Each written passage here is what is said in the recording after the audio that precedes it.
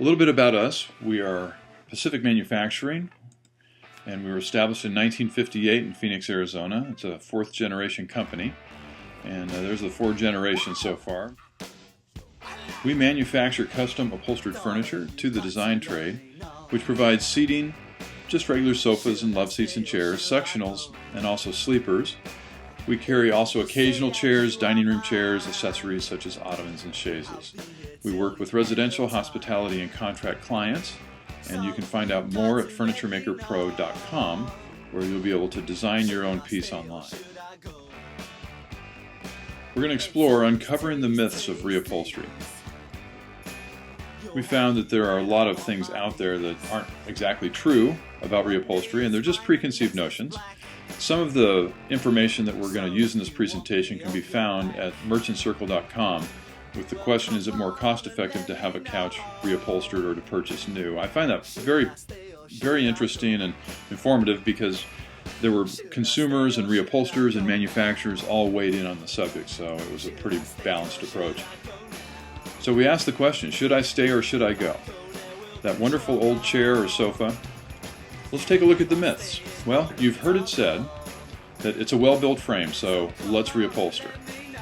Or maybe it belonged to your great-aunt Beatrice, bless her soul. How about let's just reupholster this one, it'll be cheaper. Is reupholstery always cheaper? Or reupholstery is recycling, so it's greener than new. It makes you feel good. Or I love the style and can't find anything like it. Well, first we have to do a little bit of research, and it begins with understanding the processes. So let's take a look at the process of new upholstered manufacturing. So you'll go through the process of selecting from an existing style, choose a material either from stock or a customer's own material, that's what COM means. Then selecting the cushion fills and stain colors. The frame then is made per templates that the factory has on hand, and then the legs or frame is finished, hopefully in an OSHA approved spray booth. That's what we do at Pacific. The material is cut per those same templates. The material is then sewn. The frame is padded, and the padding is cut from templates as well. Then the foam is cut versus templates, and upholstery is applied per the specs. The furniture then is inspected, and it's ready for delivery. So let's look at the reupholstery process. You'll still need to select a COM material, maybe leather or fabric. The furniture is picked up and taken in, because you need to be without your furniture for 3 or 4 weeks. Then the furniture is stripped down, so they remove all of the padding and all the fabric, and that's a labor-intensive process. Then once they uncover it, they may need some frame or spring repair.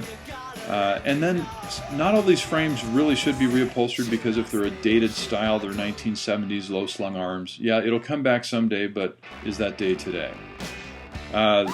Sometimes you have to remove the pieces of upholstery so that you can use that as the template to now cut your new fabric, because there are no existing templates because you're reupholstering it.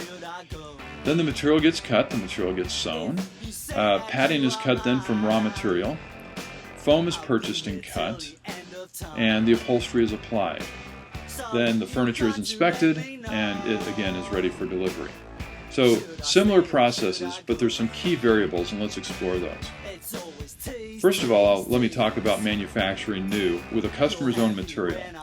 As a manufacturer, we can purchase directly from mills and usually buy the fabric much less expensively than a reupholstery shop could, and that's what we do when we have stock fabrics or stock leathers available. But all of the materials alone that go into a piece of furniture, only 30% of it is the material cost. 36% of our cost is the labor, and overhead such as rent and utilities and insurance, that covers the other 34%. So let's look at that 30% of materials. Of that 30% of materials, only 24% actually represents the frame cost.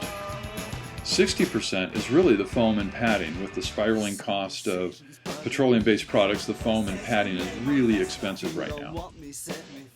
And then the last is supplies, so that's staples and trim flex and T-nuts and little things that go into your piece of furniture.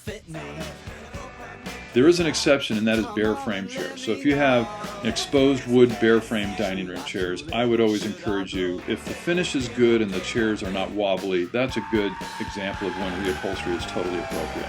But for a sofa, no exposed wood, you can see that our biggest costs really are labor and the foam. And that's where we get to, if it makes sense to, should I stay or should I go? Another common misconception with reupholstery is that it's a green process. And it's easy to think that because, well, you're recycling that old piece of furniture. But in reality, once the fabric is stripped off, all you have left is the frame, and the fabric and the foam generally just goes in a dumpster. So that's not exactly a green process, especially when you compare it to new manufacturing. So let's take a look at new manufacturing and see which process is actually a little bit greener. Well, first of all, we know our supply chain. We're in the business of making furniture, so we know where everything comes from. We can purchase it quantities and really manage our suppliers very well. As an example, our foam at Pacific, it all comes from a big company called Foamex that makes a product called Reflex. Reflex is a terrific foam, and it meets or exceeds California 117 bullets and fire rating. It's also 10% non-petroleum, so that's as green as foam can get without going to latex, which is very expensive and has some other downsides. Also, with Reflex, they capture all the VOCs in the manufacturing process, so none of it really escapes to the atmosphere. Then in a manufacturing process, we collect all of the scrap foam and we send that back to our foam fabricator, who then grinds it up into carpet pads. So we recycle all of that scrap. All of our lumber is FFC certified, which means that it's certified that they are renewable forests, so we're not cutting down old growth trees to make your new furniture. But probably the best thing that we've found as far as being green for reupholstery, and it also helps in the bottom line, is to repurpose that old piece. By repurposing, I mean donating it. Now at Pacific, we have a local organization called Neighborhood Ministries, which will take that piece, and then they have a process where needy families can actually get that furniture. It's a great benefit to those people, but it's also a benefit to your customer or to the person who donates the piece, because then you get the tax write-off that goes along with that, and that's a terrific thing for everybody concerned. The other thing as far as green is at Pacific, we have just installed 5,000 square feet of photovoltaic solar, and that replaces 60% of our electrical needs, so we're pretty dialed in to the green environments. The next thing we wanted to show you is some of the economics as to why it is almost always cheaper to manufacture new than it is to reupholster. So we prepared a little spreadsheet for you. It's downloadable on our website, and you can just input these variables into the white areas to get the outputs. So now armed with this information, we ask again the question, should I stay or should I go? So let's take a look at it. The cost of upholstery, materials, labor, foam, and supplies. The questions, are you going to reuse the foam? If so, it might be okay to reupholster that piece. Does it need repair or refinishing?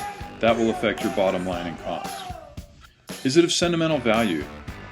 That is only what you can determine if it's worth keeping around. Sometimes it may have sentimental value, but it's just an outdated style. But if it's a classic style, that would change that answer. Is it unique? Does it fit that space just perfectly? Was it made for an alcove, or is it just something that you can't find anywhere else? Once we ask those questions, we get the answers. So should I stay or should I go? Well, here's what we know. It's a well-built frame. The first question we asked, that's not a reason to reupholster. The frame is the least expensive part of any component of upholstered furniture. And so just the fact that it has a well-built frame doesn't mean that it makes sense to reupholster.